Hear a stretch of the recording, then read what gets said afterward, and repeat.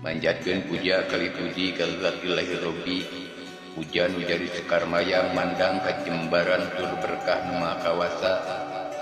Nu mawa raksa pandeja malar pangampura dosa. Dosa anu teu karasa jeung dosa anu karasa.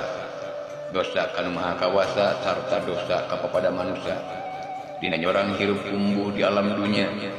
Kadang pernah aya perdebatan tina perbedaan. Kadang pernah aya pacengkadan tina perdebatan. Kadang pernah aya rasa kebiadaban tina pacengkadan. Kadang pernah aya rasa anu ngaruksak peradaban tina rasa kebiadaban.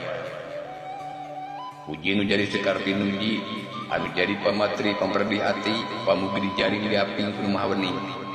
Dilanglang kudu maha wenang, mangka dijaga diraksa kudu maha kawasa Allah Subhanahu wa taala tina sagala panabaya sabab manusia rumasa teu daya jeung teu upaya. Urang singkirkeun sifat iri dengki jail kaniaya. Urang perenan sifat iren panas tren. Urang kuragkeun sifat lupa jeung lumpah. Malah mandar urang sadayana bisa lalugina. Dina nyorang alam padang poek panjang tunjung sampurna maot pingarareunana.